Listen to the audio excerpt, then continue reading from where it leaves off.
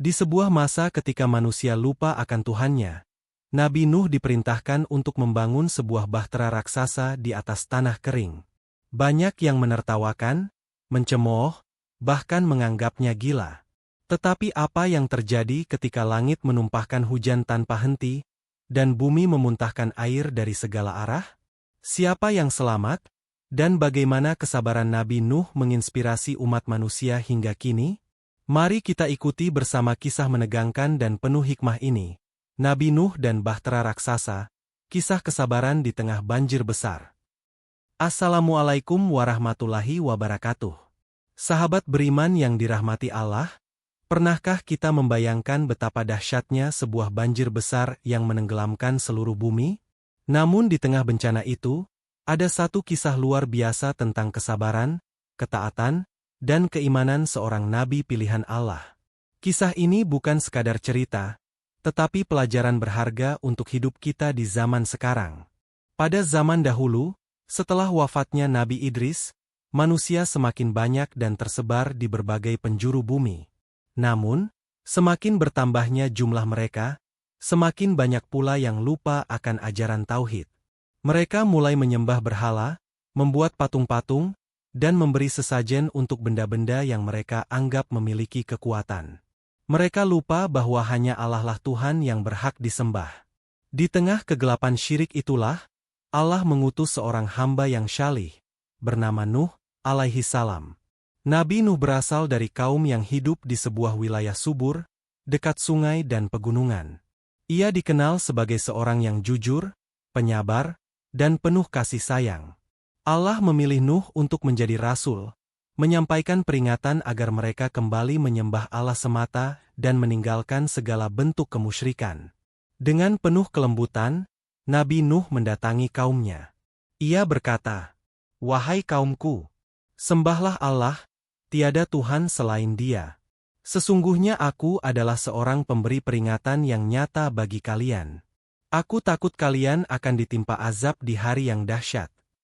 Namun, kaum Nuh yang telah terbiasa hidup dalam kemewahan dan kesombongan tidak mau mendengarkan. Para pemimpin mereka merasa terganggu dengan dakwah Nabi Nuh. Mereka berkata dengan nada meremehkan, "Hai Nuh, engkau hanyalah manusia biasa seperti kami. Mengapa kami harus mengikutimu? Yang menjadi pengikutmu hanyalah orang-orang lemah dan miskin. Bagaimana mungkin kami mau duduk bersama mereka?" Nabi Nuh menjawab dengan sabar, "Wahai kaumku, aku tidak meminta harta atau kedudukan dari kalian. Balasanku hanyalah dari Allah. Dan aku tidak akan mengusir orang-orang beriman meskipun mereka miskin, karena mereka kelak akan dimuliakan Allah." Namun, hinaan dan cemoohan itu terus berlanjut. Hari demi hari, Nabi Nuh tetap menyeru kaumnya dengan berbagai cara. Siang dan malam, terang-terangan maupun sembunyi-sembunyi. Ia mengingatkan tentang kasih sayang Allah, keindahan ciptaannya, dan azab yang akan datang jika mereka tetap membangkang. Tapi, apa yang didapatnya? Kaumnya justru menutup telinga, menutup wajah mereka dengan kain, dan berkata, "Berhentilah wahai Nuh, kami tidak ingin mendengar seruanmu. Jika engkau tidak berhenti, kami akan mengusirmu." Nabi Nuh tetap bersabar. Ia tahu tugasnya hanyalah menyampaikan, hidayah ada di tangan Allah. Selama 950 tahun lamanya, beliau berdakwah, namun hanya sedikit sekali yang mau beriman. Sisanya tetap tenggelam dalam kesombongan. Bahkan sebagian berkata dengan nada menantang, "Wahai Nuh, jika engkau benar, datangkanlah azab yang kau janjikan itu." Ucapan itu sangat menyakiti hati Nabi Nuh. Dalam sujudnya ia mengadu kepada Allah, "Ya Tuhanku, sesungguhnya aku telah menyeru kaumku malam dan siang, namun seruanku hanyalah menambah mereka lari dariku. Ya Allah, tolonglah aku, sesungguhnya aku telah dikalahkan." Doa Nabi Nuh didengar oleh Allah. Malaikat Jibril datang membawa wahyu. "Wahai Nuh, jangan bersedih. Buatlah sebuah kapal besar di bawah pengawasan dan perintah kami. Jangan engkau bicarakan tentang orang-orang zalim itu, karena mereka semua akan ditenggelamkan." Mendengar perintah itu, Nabi Nuh terkejut. Bagaimana mungkin membangun kapal di atas tanah kering, jauh dari laut? Namun ia tidak membantah. Dengan penuh ketaatan, beliau segera memulai pembangunan kapal sesuai petunjuk Allah. Nabi Nuh mulai menebang pohon-pohon besar, menghaluskan kayu, dan menyusunnya menjadi papan-papan. Ia menggunakan paku besi yang Allah ajarkan cara pembuatannya. Kapal itu berukuran raksasa, dengan panjang dan lebar yang luar biasa, mampu menampung ratusan manusia dan ribuan hewan dari berbagai jenis. Namun, pekerjaan mulia itu kembali menjadi bahan ejekan kaumnya. Setiap kali mereka melewati Nabi Nuh yang sedang bekerja, mereka berkata sambil tertawa, "Wahai Nuh, bukankah engkau mengaku seorang nabi? Mengapa engkau membuat kapal di atas daratan? Apakah engkau sudah gila?" Nabi Nuh hanya tersenyum dan menjawab dengan tenang, "Sekarang kalian mengejekku, tapi kelak kalian akan tahu siapa yang akan ditimpa azab dan siapa yang akan selamat." Hari-hari berlalu, kapal itu hampir selesai. Bentuknya megah, besar, dan kokoh. Allah memberi wahyu, apabila air telah memancar dari tanur, sumur, sebagai tanda, masukkanlah ke dalam kapal itu pasangan dari setiap makhluk dan keluargamu yang beriman. Sungguh, ini adalah tanda besar dari Allah. Dan sebentar lagi, sejarah dunia akan mencatat peristiwa paling dahsyat sepanjang masa. Hari-hari berlalu setelah selesainya pembangunan bahtera raksasa. Bentuknya megah dan kokoh, berdiri di tengah daratan luas yang tandus. Bagi kaum Nuh, pemandangan itu semakin mengundang tawa. Mereka berkata dengan nada mengejek, "Mana banjir yang kau janjikan, wahai Nuh? Langit cerah, tanah kering. Kapalmu ini hanya akan menjadi bahan olok-olokan anak cucu kami." Namun Nabi Nuh tidak terganggu. Ia hanya menatap dengan penuh kesabaran. Dalam hatinya ia yakin, janji Allah pasti benar. Para pengikut yang beriman, meski jumlahnya sedikit, ikut membantu Nabi Nuh menyiapkan segala sesuatu. Mereka mengumpulkan makanan, menyusun bekal, dan merawat pasangan hewan yang kelak akan naik ke bahtera sesuai perintah Allah. Pada suatu pagi yang tenang, tanda itu datang. Dari sebuah tanur, sumur tanah liat, yang berada di dekat rumah Nabi Nuh, tiba-tiba air memancar deras, memancar ke segala arah tanpa henti.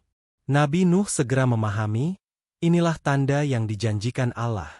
Beliau berseru kepada para pengikutnya, "Wahai kaum beriman, inilah saatnya. Masuklah kalian ke dalam bahtera, bersama pasangan hewan dari setiap jenis, dan bekal yang telah kita siapkan." Maka, dengan tertib para pengikut Nabi Nuh naik ke kapal. Mereka membawa anak-anak mereka, orang tua mereka, serta hewan-hewan, kambing, unta, burung, bahkan hewan kecil seperti kucing dan ayam. Semua dipasangkan jantan dan betina, sebagaimana perintah Allah. Sementara itu, kaum kafir masih menonton dari kejauhan, sebagian menertawakan, sebagian menggelengkan kepala tidak percaya. Tiba-tiba, langit yang cerah mendadak berubah. Awan hitam tebal menyelimuti seluruh cakrawala. Angin kencang bertiup, disertai petir menggelegar. Dalam hitungan waktu, hujan deras turun, bukan hujan biasa, tapi hujan yang belum pernah mereka saksikan sebelumnya. Air turun seperti ditumpahkan dari langit, begitu deras, tanpa jeda. Bumi pun memuntahkan air dari celah-celah tanah, dari gunung, dari lembah, dari segala arah. Kaum kafir yang tadinya mengejek mulai ketakutan. Mereka berlari ke dataran tinggi, memanjat bukit, bahkan berpegangan pada pepohonan. Namun air terus naik. Banjir itu bukan banjir biasa, melainkan azab dari Allah. Nabi Nuh memandang sekeliling dari atas bahtera. Hatinya bergetar bukan karena takut pada air, tapi karena sedih melihat kaum yang selama ini ia seru dengan penuh kesabaran kini tenggelam. Di antara mereka, ada putranya sendiri yang bernama Kan'an, atau Yam, yang memilih bersama orang kafir. Nabi Nuh memanggilnya dengan penuh kasih. "Wahai anakku, naiklah bersama kami, jangan engkau bersama orang-orang kafir." Namun anaknya menjawab dengan sombong, "Aku akan berlindung ke gunung, gunung itu akan menyelamatkanku dari air bah. Nabi Nuh berkata, "Tidak ada yang dapat melindungi pada hari ini dari azab Allah kecuali yang Dia rahmati." Belum sempat ia melanjutkan kata-katanya, ombak besar datang di antara keduanya, memisahkan mereka. Kan'an pun tenggelam bersama orang-orang kafir. Hati Nabi Nuh hancur, tapi ia pasrah. Ia tahu ini adalah ketetapan Allah. Bahtera raksasa itu pun terombang-ambing di atas ombak yang luar biasa tinggi, seperti gunung. Hujan terus turun, air terus naik. Dalam Al-Quran disebutkan, bumi ditutupi air seluruhnya, hanya bahtera Nabi Nuh yang mengapung, membawa orang-orang beriman dan makhluk hidup yang Allah selamatkan. Hari-hari berlalu di atas bahtera. Ombak besar mengguncang, angin kencang bertiup, langit selalu gelap. Namun Nabi Nuh terus menenangkan kaumnya. Ia berkata, "Bersabarlah wahai orang-orang beriman. Janji Allah pasti akan datang. Air ini akan berhenti ketika Allah memerintahkannya." Mereka saling menguatkan, menjaga hewan-hewan, berbagi makanan, dan berdoa tanpa henti. Bahtera itu berlayar tanpa tujuan, mengikuti arus, sepenuhnya berserah diri pada Allah. Tidak ada yang tahu kemana air akan membawa mereka. Tapi hati mereka penuh yakin, Allah bersama mereka. Setelah waktu yang panjang, ketika Allah menghendaki, hujan pun berhenti. Awan berarak, matahari kembali menampakkan sinarnya. Bumi mulai menelan kembali airnya. Ombak yang tadinya setinggi gunung, kini mereda. Bahtera Nabi Nuh perlahan mendarat di puncak sebuah gunung yang kelak dikenal sebagai Gunung Judi. Nabi Nuh bersujud syukur. Ia berkata, "Segala puji bagi Allah yang telah menyelamatkan kami dari kaum yang zalim." Allah kemudian memerintahkan Nabi Nuh dan pengikutnya untuk turun dari kapal dengan penuh keselamatan dan berkah. Mereka memulai kehidupan baru di bumi yang telah bersih dari kesirikan. Nabi Nuh memimpin kaumnya dengan penuh kasih, mengajarkan mereka untuk selalu mengingat Allah, bersyukur, dan tidak mengulangi kesalahan kaum sebelumnya. Pelajaran besar dari banjir Nabi Nuh. Kisah ini mengajarkan banyak hikmah. Kesabaran Nabi Nuh yang berdakwah ratusan tahun tanpa putus asa. Keimanan yang teguh meski terus dihina. Dan janji Allah yang pasti datang. Siapa yang beriman akan selamat, siapa yang membangkang akan binasa. Azab Allah bukan sekadar cerita, tapi peringatan bagi semua generasi. Jangan sombong dengan kekuatan, harta, atau kedudukan.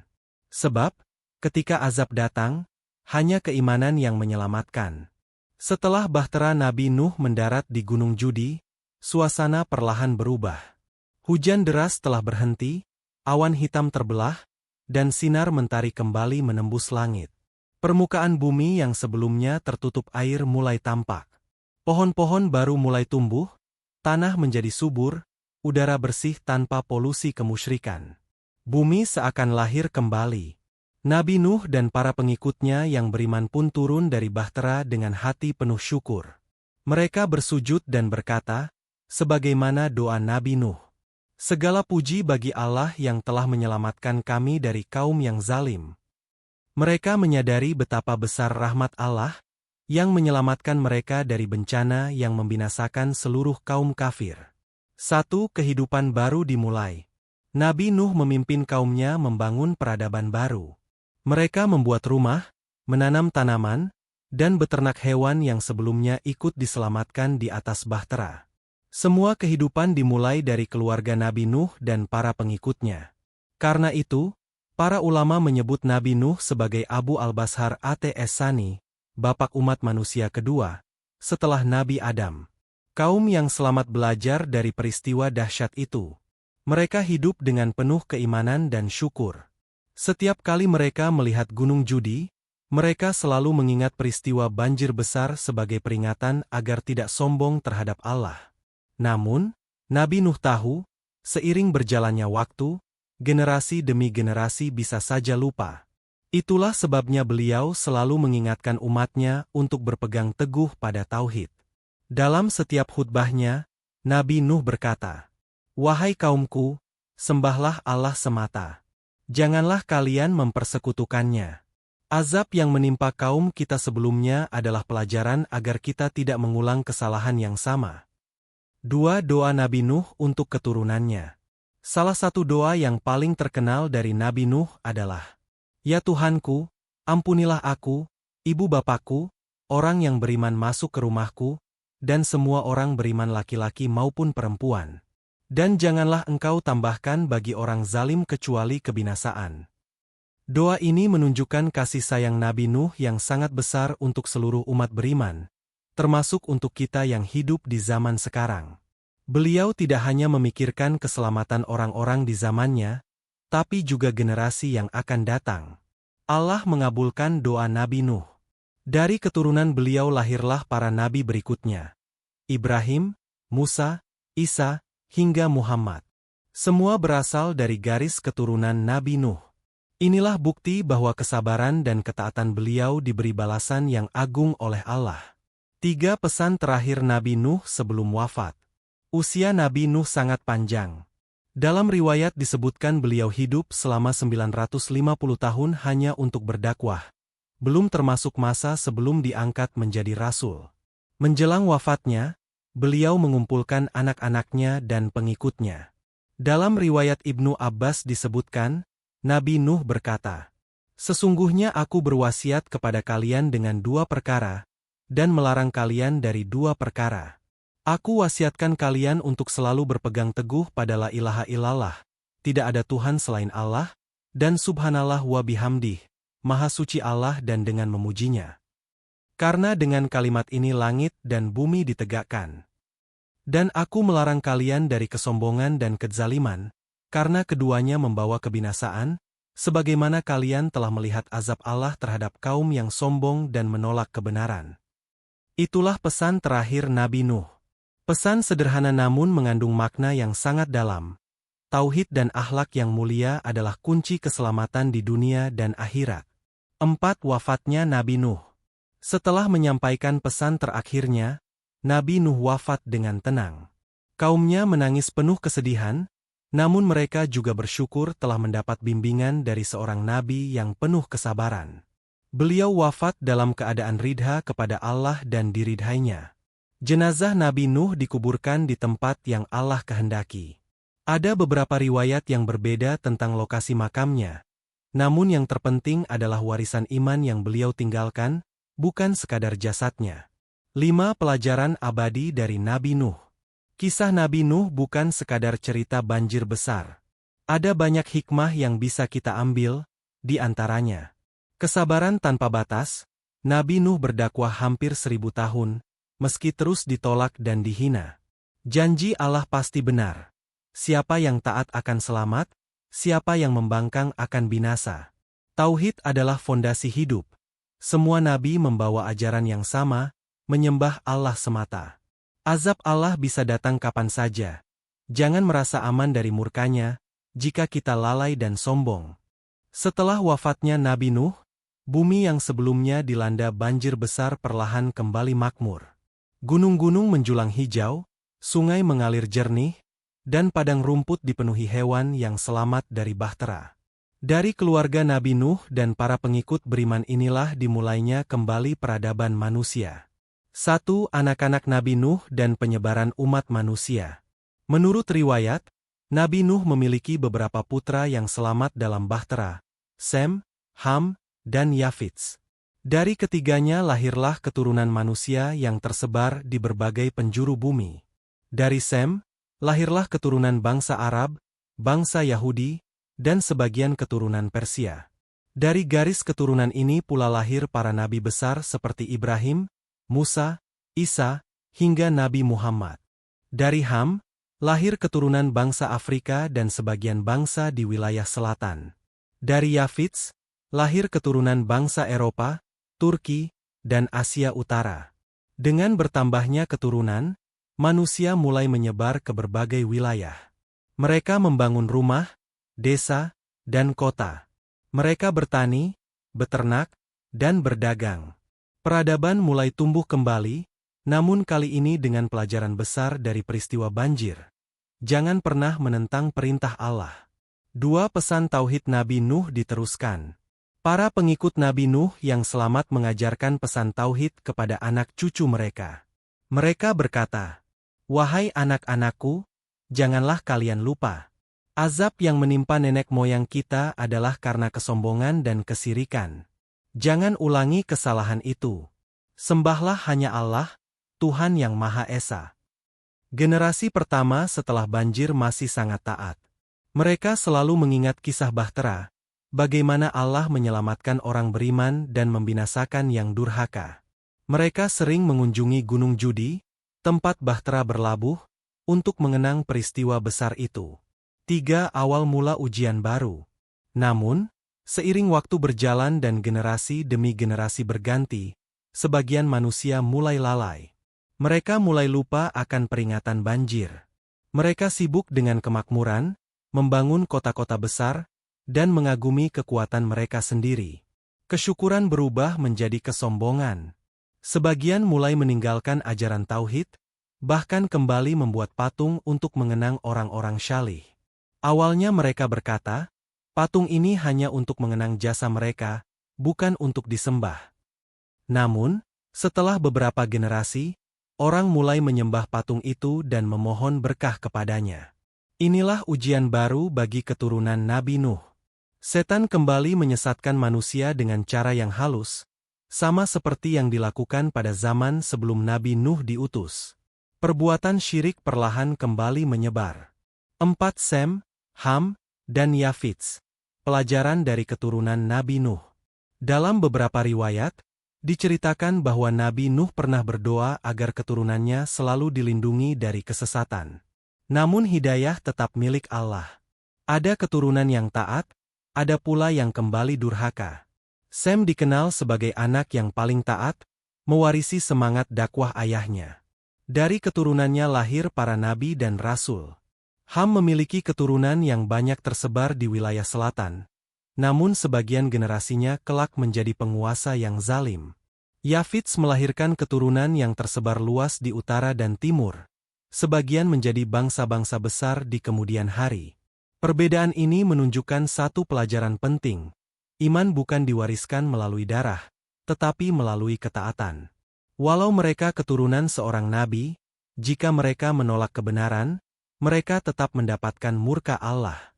Begitu pula sebaliknya, siapapun yang beriman, Allah akan memuliakannya. 5. Pelajaran peradaban setelah banjir. Allah mengingatkan dalam Al-Quran. Dan jadikanlah peristiwa ini sebagai tanda peringatan, agar generasi yang datang setelahnya mengambil pelajaran. Quran Surat Al-Ankabut 15. Banjir besar yang menimpa kaum Nabi Nuh adalah peringatan untuk seluruh umat manusia hingga akhir zaman. Namun, meskipun telah terjadi bencana besar, sifat manusia tetap mudah lupa. Ketika mereka hidup makmur, mereka cenderung sombong dan melupakan peringatan Allah. Nabi-nabi setelah Nuh pun terus diutus untuk mengingatkan umat manusia agar tidak mengulangi kesalahan yang sama. Sejarah kemudian mencatat kelahiran Nabi Hud, Nabi Shaleh, Nabi Ibrahim, dan para nabi lainnya, yang sebagian besar merupakan keturunan Nabi Nuh. 6. Pesan abadi dari kisah Nabi Nuh. Kisah Nabi Nuh bukan hanya tentang banjir besar atau bahtera raksasa. Ini adalah pelajaran tentang kesabaran, keteguhan iman, dan janji Allah yang pasti benar. Banjir besar hanyalah salah satu cara Allah menunjukkan kekuasaannya, agar manusia tidak sombong. Setiap kali manusia melupakan Allah dan terjerumus dalam kesirikan, Allah mengutus nabi untuk mengingatkan. Dan Nabi Nuh adalah teladan bagi semua nabi setelahnya. Berdakwah tanpa lelah, sabar menghadapi ejekan, dan setia menyampaikan kebenaran. Setelah wafatnya Nabi Nuh, peradaban manusia terus berkembang. Dari keturunan 3 putra Nabi Nuh, Sem, Ham, dan Yafits, lahirlah berbagai bangsa yang menyebar ke seluruh penjuru bumi. Mereka hidup dengan beragam cara, sebagian masih memegang teguh ajaran tauhid Nabi Nuh, sebagian lain mulai terperdaya oleh kesombongan dan melupakan Allah. 1. Lahirnya kaum Ed di tanah Al-Ahqaf. Dari garis keturunan Sem, lahirlah sebuah kaum besar bernama Ed. Mereka tinggal di wilayah yang dikenal sebagai Al-Ahqaf, yakni daerah berpasir luas dengan lembah-lembah di Jazirah Arab. Kaum Ed terkenal sebagai bangsa yang kuat, berbadan besar, dan memiliki kemampuan membangun yang luar biasa. Mereka mendirikan bangunan tinggi dan kokoh di atas bukit dan padang pasir. Allah menganugerahkan kepada mereka tanah yang subur, hujan yang cukup, dan kekuatan fisik yang luar biasa. Sayangnya, karunia itu tidak mereka syukuri. Sebaliknya, mereka justru sombong, menyembah berhala, dan melupakan ajaran tauhid yang dibawa oleh nenek moyang mereka melalui Nabi Nuh. Kesombongan mereka tercermin dalam kehidupan sehari-hari. Mereka berkata, "Siapa yang lebih kuat dari kami? Tidak ada yang bisa mengalahkan kami." Padahal kekuatan mereka hanyalah titipan Allah, dan azabnya dapat datang kapan saja. 2. Allah mengutus Nabi Hud. Melihat kesesatan kaum Ed, Allah mengutus seorang nabi dari keturunan mereka sendiri, yaitu Nabi Hud alaihi salam. Nabi Hud dikenal sebagai orang yang syalih, jujur, dan berani menyampaikan kebenaran. Ia berdakwah dengan penuh kelembutan, sebagaimana Nabi Nuh dulu. Nabi Hud berkata kepada kaumnya, "Wahai kaumku, sembahlah Allah semata, tiada Tuhan selain Dia. Mengapa kalian menyembah berhala yang tidak bisa memberi manfaat atau mudarat? Bersyukurlah atas nikmat yang Allah berikan, niscaya Dia akan menambah nikmatnya kepada kalian." Namun, kaum Ed menolak dengan sombong. Mereka berkata, "Hai Hud, engkau hanyalah manusia biasa seperti kami. Kami tidak melihat ada tanda kenabian padamu. Engkau hanya ingin menjadi orang yang lebih mulia daripada kami." Sebagian bahkan mengejek. Banjir besar yang menimpa kaum Nuh adalah cerita lama. Itu hanya dongeng orang dahulu. Kami tidak akan ditimpa azab apapun. 3. Penolakan dan kesombongan kaum Ed. Nabi Hud terus berdakwah siang dan malam, namun kaumnya tetap keras kepala. Mereka justru semakin sombong dengan kekuatan fisik mereka dan bangunan-bangunan megah yang mereka dirikan. Mereka berkata dengan angkuh, "Siapakah yang lebih kuat dari kami?" Allah menjawab kesombongan mereka dalam Al-Quran. Tidakkah mereka melihat bahwa Allah yang menciptakan mereka lebih kuat daripada mereka?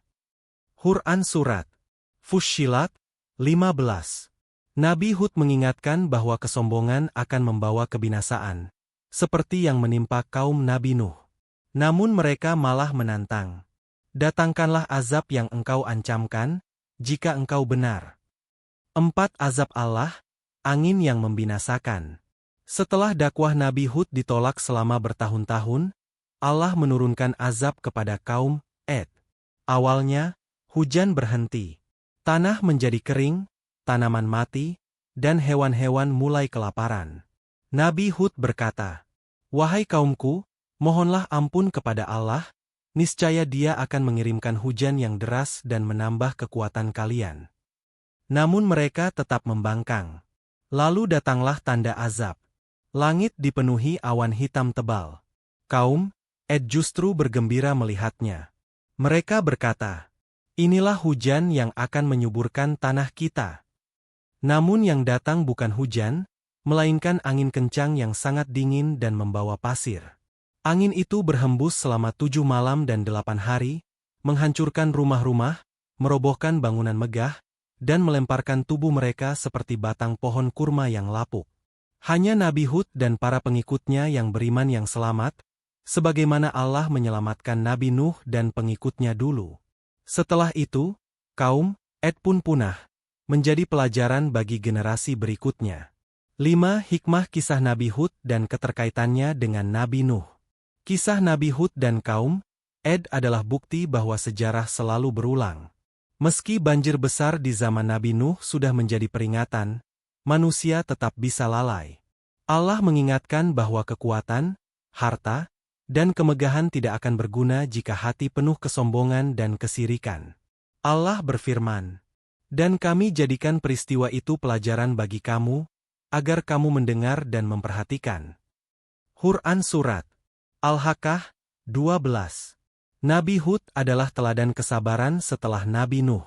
Beliau melanjutkan misi tauhid, membimbing manusia kembali kepada Allah. Kisah ini juga menegaskan bahwa keturunan Nabi tidak otomatis beriman. Hidayah adalah milik Allah semata. 6. Awal munculnya kaum Syaleh. Setelah binasanya kaum Ed, keturunan Nabi Nuh yang beriman kembali berkembang. Namun sejarah mencatat, beberapa generasi setelah Nabi Hud, lahir kaum Samud yang juga terkenal dengan kesombongan dan kemegahan bangunannya. Kepada mereka Allah mengutus Nabi Syaleh, keturunan Nabi Nuh yang lain. Tapi itu akan menjadi kisah tersendiri pada bab berikutnya.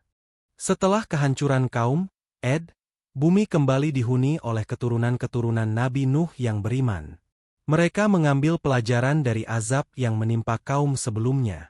Namun, seiring berjalannya waktu, sebagian manusia kembali lalai dan menyembah berhala.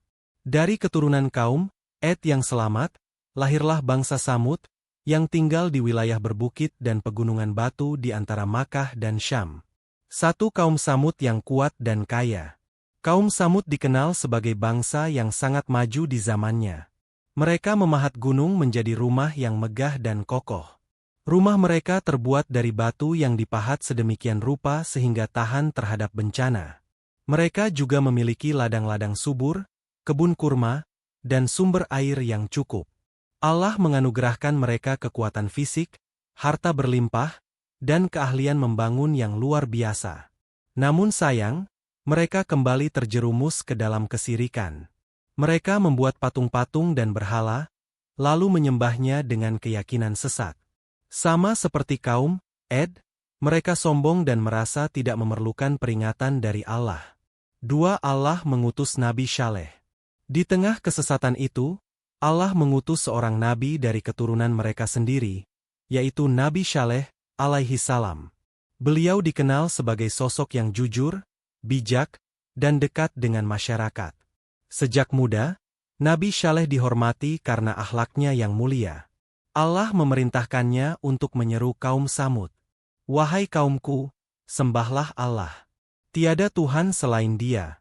Dia telah menciptakan kalian dari bumi dan menjadikan kalian pemakmurnya. Maka mohonlah ampun kepadanya, niscaya Dia akan memberi keberkahan.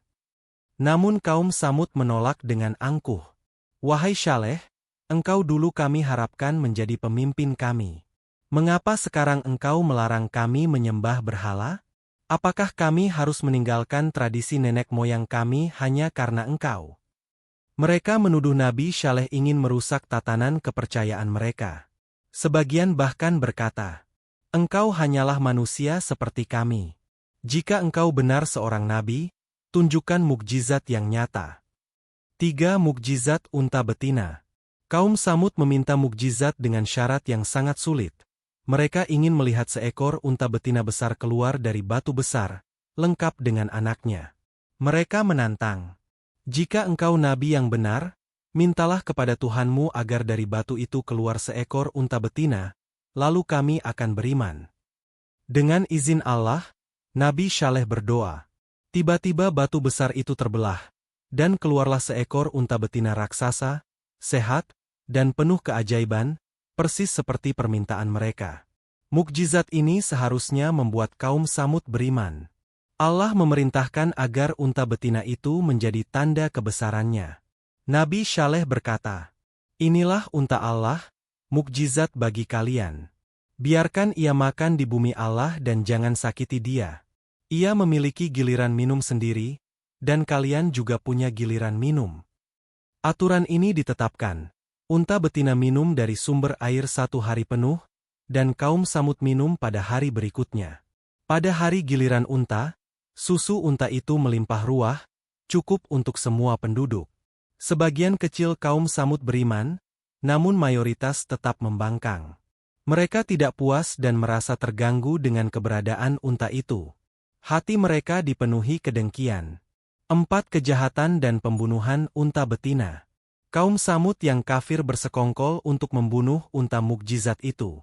Mereka menganggap unta tersebut hanya akan mempermalukan mereka dan menghalangi tradisi penyembahan berhala.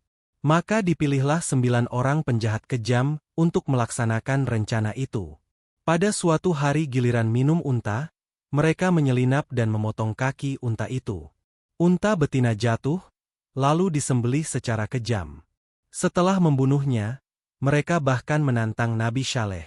"Wahai Saleh, datangkan azab yang engkau ancamkan jika engkau benar." Nabi Saleh sangat sedih atas kejahatan ini. Ia memperingatkan, "Bersukarialah kalian di rumah kalian selama 3 hari. Setelah itu, azab Allah akan datang." 3 hari itu adalah waktu terakhir bagi mereka untuk bertaubat, tetapi mereka tetap tidak mau. 5 azab petir yang menggelegar. Pada hari yang dijanjikan, Allah menurunkan azab.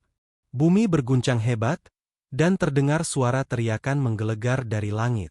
Petir menyambar dengan suara yang sangat keras, mematikan semua orang kafir Samud. Rumah-rumah megah yang mereka bangun tidak bisa menyelamatkan mereka. Hanya Nabi Saleh dan para pengikutnya yang beriman yang selamat. Mereka pergi meninggalkan wilayah itu, sementara kaum kafir Samud punah. Allah berfirman, "Dan kami selamatkan Saleh beserta orang-orang yang beriman bersama dia dengan rahmat kami, dan kami binasakan orang-orang yang zalim dengan suara keras yang mengguntur." Quran Surat Hud 66. 6 pelajaran dari kaum Samud. Kisah Nabi Saleh dan kaum Samud memberikan pelajaran penting. Sejarah berulang, kaum Nuh, kaum Ed, dan kaum Samud sama-sama membangkang kepada Allah meski telah diberi peringatan. Mukjizat tidak bermanfaat bagi orang yang hatinya keras. Unta betina menjadi simbol ujian ketaatan. Mereka hanya diminta untuk membiarkan unta itu hidup. Namun kesombongan membuat mereka berani menentang perintah Allah. Akibatnya, azab datang dengan cepat. Setelah kehancuran kaum Samud, keturunan manusia yang beriman tersebar di berbagai negeri. Namun seiring berjalannya waktu, sebagian besar dari mereka kembali terjerumus ke dalam penyembahan berhala. Di tanah Babilonia, muncul seorang pemimpin yang angkuh bernama Raja Namrud, seorang raja besar yang mengaku sebagai Tuhan. Di tengah kegelapan itulah, Allah Subhanahu wa Ta'ala mengutus seorang nabi agung, Ibrahim, alaihissalam, bapak para nabi. 1 Lingkungan kelahiran Nabi Ibrahim. Nabi Ibrahim lahir di kota Ur, Babilonia. Masyarakat di sana penuh dengan kesirikan. Mereka membuat patung dari batu, kayu, dan logam, lalu menyembahnya sebagai Tuhan. Ayah Ibrahim, Azar, adalah pembuat patung terkenal. Orang-orang datang kepadanya untuk membeli berhala yang kemudian mereka sembah. Namun sejak kecil, Ibrahim tidak pernah merasa tenang dengan tradisi itu. Hatinya selalu merasakan bahwa semua berhala itu tidak pantas disembah. Mereka tidak bisa mendengar, tidak bisa melihat, dan tidak bisa menolong apapun. Di usia muda, Ibrahim merenungkan ciptaan Allah Subhanahu wa Ta'ala. Ia melihat bintang, bulan, dan matahari yang begitu indah. Namun ia sadar semua itu tidak layak disembah. Semuanya hanyalah makhluk ciptaan Allah Subhanahu wa Ta'ala yang tunduk pada ketetapannya. 2 Dakwah Nabi Ibrahim kepada kaumnya.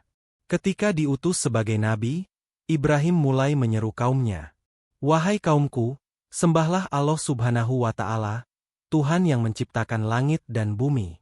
Janganlah kalian menyembah berhala yang tidak memberi manfaat dan mudarat." Namun kaumnya menolak. Mereka berkata, "Wahai Ibrahim, apakah engkau ingin menentang Tuhan-Tuhan kami? Bukankah ini tradisi nenek moyang kita?"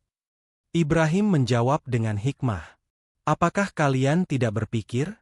Berhala-berhala ini hanyalah buatan tangan kalian sendiri. Bagaimana mungkin ia menjadi Tuhan?"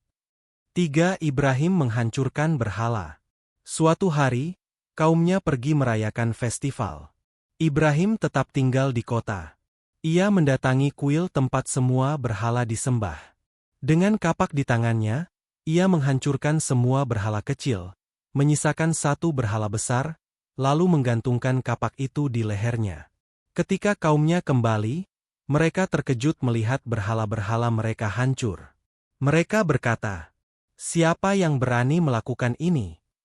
Mereka menduga Ibrahim pelakunya, lalu memanggilnya. Ibrahim menjawab dengan tenang sambil menunjuk berhala besar. "Mungkin berhala besar ini yang menghancurkan mereka. Tanyakan saja kepadanya, jika dia bisa berbicara." Kaumnya pun terdiam. Mereka tahu berhala itu tidak bisa apa-apa. Namun kesombongan menguasai hati mereka, hingga mereka memutuskan menghukum Ibrahim. 4. Ibrahim dibakar dalam api. Raja Namrud yang angkuh memerintahkan agar Ibrahim dibakar hidup-hidup. Mereka membuat tungku raksasa dan menyalakan api yang sangat besar, hingga nyalanya menjulang tinggi ke langit. Api itu begitu panas, burung pun tak berani melintas di atasnya. Ibrahim diikat, lalu dilemparkan ke dalam api dengan ketapel besar. Namun, atas kehendak Allah Subhanahu wa Ta'ala, api itu menjadi dingin dan tidak membakar Ibrahim. Allah Subhanahu wa Ta'ala berfirman, "Wahai api, jadilah dingin dan keselamatan bagi Ibrahim."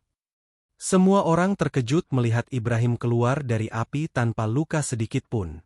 Mukjizat ini seharusnya membuat mereka beriman, namun banyak yang tetap sombong. 5. Dialog Nabi Ibrahim dengan Raja Namrud. Raja Namrud kemudian ingin mendebat Ibrahim.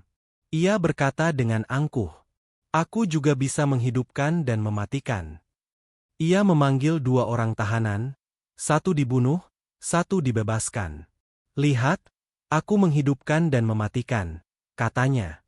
Ibrahim menjawab dengan bijak, "Sesungguhnya Allah Subhanahu wa Ta'ala menerbitkan matahari dari timur, maka terbitkanlah dari barat jika engkau Tuhan."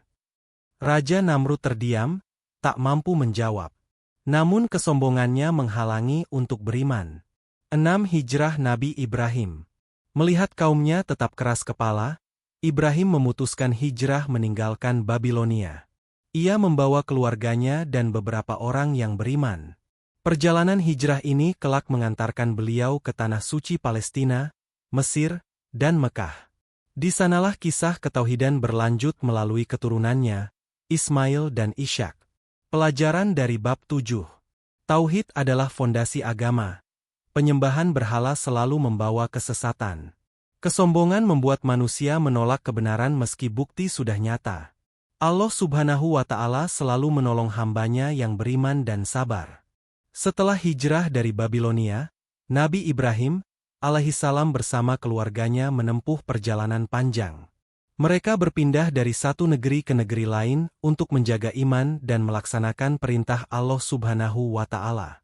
Hingga pada suatu hari, Allah Subhanahu wa Ta'ala menguji Nabi Ibrahim dengan perintah yang sangat berat, meninggalkan istrinya, Hajar, dan bayi kecilnya, Ismail, di sebuah lembah tandus yang kelak dikenal sebagai Mekah.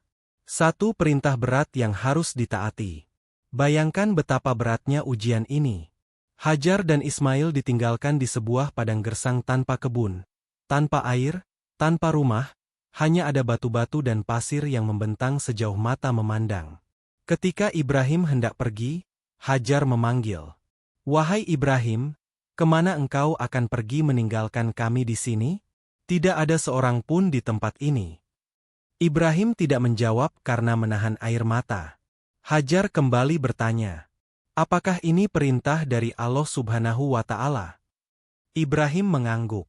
Mendengar itu, Hajar pun berkata dengan penuh iman, "Kalau begitu, Allah Subhanahu wa Ta'ala tidak akan menelantarkan kami."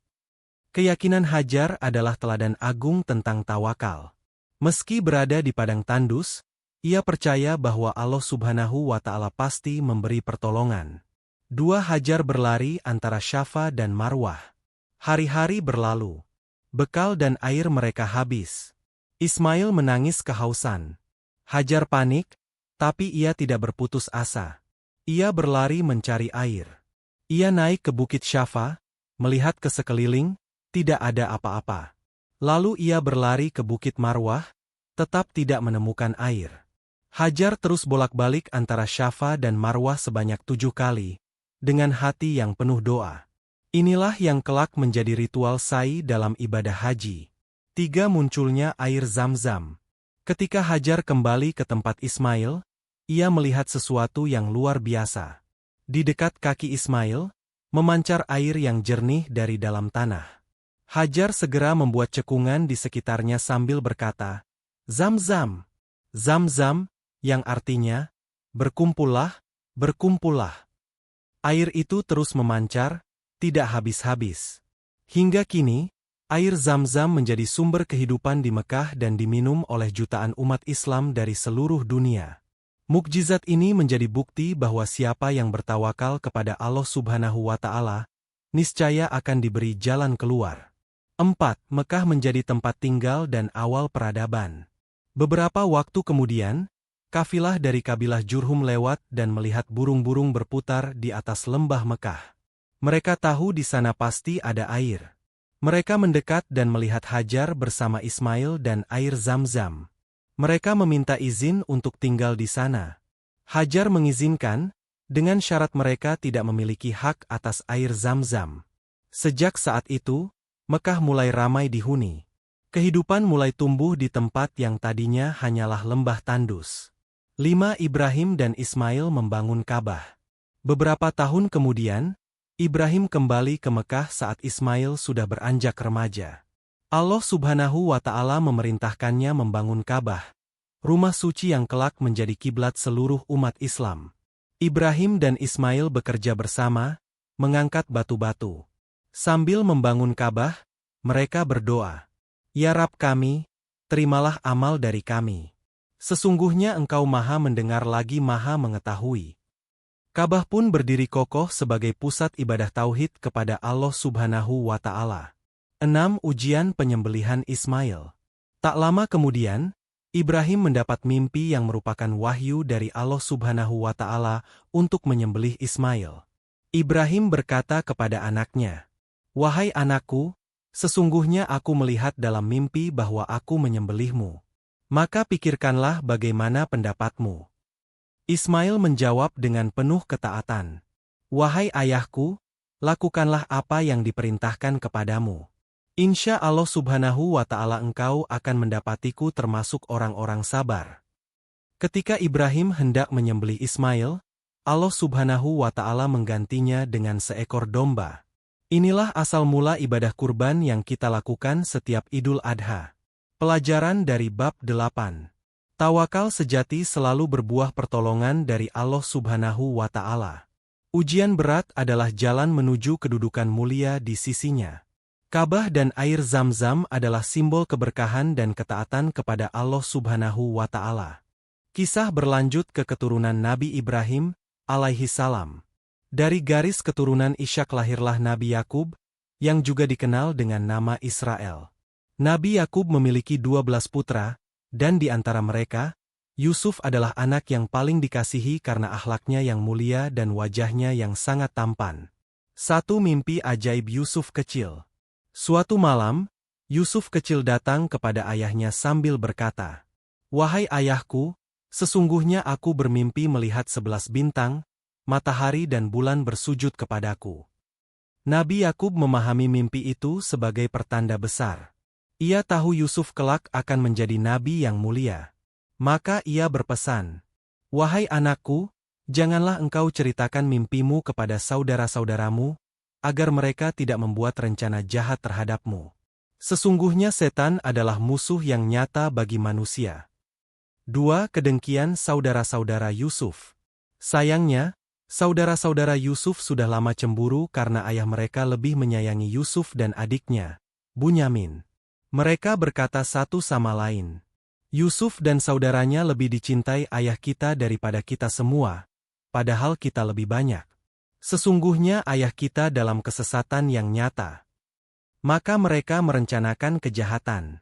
Suatu hari mereka meminta izin kepada ayahnya, "Wahai ayah kami, biarkan Yusuf pergi bersama kami bermain di padang." Awalnya Nabi Yakub enggan, namun setelah didesak, ia mengizinkan dengan rasa cemas. 3. Yusuf dibuang ke dalam sumur. Ketika Yusuf ikut bersama saudara-saudaranya, mereka berlaku jahat. Mereka melempar Yusuf ke dalam sumur yang dalam di tempat terpencil. Lalu mereka pulang membawa baju Yusuf yang telah dilumuri darah palsu. "Wahai ayah kami, Yusuf telah dimakan serigala," kata mereka sambil menangis pura-pura. Nabi Yakub yang bijak berkata, "Sebenarnya dirimu sendirilah yang membuat tipu daya. Maka kesabaran yang indah itulah yang akan kupilih. Dan Allah Subhanahu wa Ta'ala adalah tempat dimohon pertolongan atas apa yang kalian ceritakan." 4. Yusuf dijual sebagai budak. Beberapa waktu kemudian, rombongan kafilah datang mengambil air di sumur itu dan menemukan Yusuf. Mereka membawanya ke Mesir dan menjualnya sebagai budak dengan harga murah. Seorang pejabat tinggi Mesir, Al-Aziz, membeli Yusuf dan membawanya ke rumahnya. Kepada istrinya ia berkata, "Muliakanlah tempat tinggalnya. Semoga ia bermanfaat bagi kita atau kita jadikan anak." Allah Subhanahu wa Ta'ala mengatur semua ini sebagai bagian dari takdir besar Yusuf. 5. Fitnah dari istri Al-Aziz. Yusuf tumbuh menjadi pemuda yang tampan dan syalih. Ketampanannya membuat istri Al-Aziz tergoda. Ia berusaha mengajak Yusuf berbuat dosa, namun Yusuf menolak dengan berkata, "Aku berlindung kepada Allah Subhanahu wa Ta'ala. Sesungguhnya Tuanku telah memperlakukanku dengan baik." Wanita itu memaksa Yusuf, hingga terjadilah kejar-kejaran. Yusuf berlari menuju pintu, bajunya robek dari belakang. Saat pintu terbuka, suami wanita itu melihat mereka. Wanita itu menuduh Yusuf yang bersalah. Namun seorang saksi berkata, "Jika bajunya robek di depan, maka Yusuf yang bersalah. Tetapi jika robek di belakang, maka wanita itulah yang bersalah." Ternyata baju Yusuf robek di belakang. Kebenaran Yusuf terbukti, tapi fitnah tetap tersebar, hingga akhirnya Yusuf dipenjara. 6. Yusuf dipenjara menjadi penafsir mimpi. Di penjara, Yusuf tetap berdakwah menyeru tauhid kepada Allah Subhanahu wa Ta'ala. 2 orang teman penjara datang kepadanya meminta tafsir mimpi. Yusuf menafsirkan mimpi mereka dengan tepat. Suatu hari, Raja Mesir bermimpi melihat 7 sapi gemuk dimakan 7 sapi kurus, dan 7 bulir gandum hijau serta 7 bulir kering. Tidak ada yang bisa menafsirkan mimpi itu kecuali Yusuf. Yusuf menafsirkan, akan datang masa subur selama 7 tahun, lalu datang masa paceklik selama 7 tahun. Maka simpanlah hasil panen untuk masa sulit. Raja kagum dan memerdekakan Yusuf dari penjara. 7. Yusuf menjadi penguasa Mesir. Dengan izin Allah Subhanahu wa Ta'ala, Yusuf diangkat menjadi penguasa perbendaharaan Mesir. Ketika masa paceklik tiba, semua orang datang ke Mesir untuk meminta makanan, termasuk saudara-saudaranya. Mereka tidak mengenali Yusuf, namun Yusuf mengenali mereka. Setelah beberapa peristiwa yang penuh hikmah, Yusuf akhirnya memperkenalkan dirinya. "Akulah Yusuf, dan ini saudaraku. Sungguh Allah Subhanahu wa Ta'ala telah memberi kami nikmat." Mereka pun memohon maaf, dan Yusuf membalasnya dengan kebaikan. 8. Yusuf bertemu ayahnya kembali. Akhirnya Yusuf mengundang ayahnya Nabi Yakub dan seluruh keluarganya datang ke Mesir. Mimpi Yusuf saat kecil pun terwujud. Ayah, ibu, dan 11 saudaranya sujud hormat kepadanya sebagai bentuk penghormatan, bukan ibadah. Yusuf berkata, "Inilah takwil mimpiku dahulu. Allah Subhanahu wa Ta'ala telah menjadikannya kenyataan." Setelah banjir besar berakhir dan daratan kembali kering, kehidupan baru dimulai. Nabi Nuh, alaihissalam dan para pengikutnya turun dari bahtera dengan penuh syukur.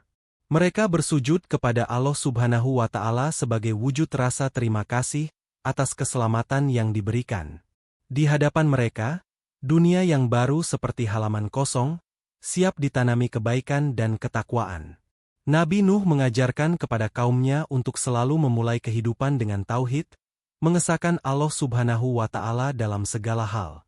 Mereka pun hidup dengan damai, membangun kembali peradaban dengan akhlak dan ketaatan. Hikmah besar dari kisah Nabi Nuh. Kesabaran adalah kunci kemenangan. Nabi Nuh alaihissalam berdakwah selama 950 tahun tanpa lelah, meskipun hanya sedikit yang beriman. Ini menunjukkan bahwa hidayah adalah hak prerogatif Allah Subhanahu wa Ta'ala. Tugas seorang hamba hanyalah menyampaikan dengan ikhlas. Jangan sombong dan meremehkan kebenaran. Kaum Nuh yang kafir tenggelam karena kesombongan dan keengganan mereka menerima peringatan. Kesombongan adalah akar kehancuran umat. Keselamatan hanya ada di atas ketaatan. Bahtera bukanlah sekadar kapal besar, tetapi simbol perlindungan Allah Subhanahu wa Ta'ala bagi orang-orang yang beriman. Siapapun yang ingin selamat di dunia dan akhirat, harus berlindung kepada Allah Subhanahu wa Ta'ala dengan menaati perintahnya. Kasih sayang Nabi Nuh bahkan untuk keluarganya sendiri. Walaupun anaknya kafir, Nabi Nuh tetap memohonkan keselamatan baginya. Namun, Allah Subhanahu wa Ta'ala menegaskan bahwa ikatan iman lebih utama daripada ikatan darah.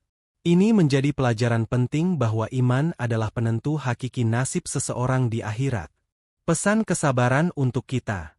Di era modern ini, kita juga menghadapi banjir besar berupa godaan dunia, fitnah, kerusakan moral, dan ujian hidup. Kisah Nabi Nuh mengajarkan kita untuk tetap berpegang teguh kepada iman meskipun dunia menggoda. Tidak putus asa dalam berbuat kebaikan, meskipun sedikit yang mendukung. Selalu bersyukur dan memohon perlindungan kepada Allah Subhanahu wa Ta'ala. Nabi Nuh adalah teladan bagi siapapun yang ingin menjadi pejuang kebenaran. Kesabarannya yang luar biasa adalah cahaya yang menerangi hati setiap mukmin hingga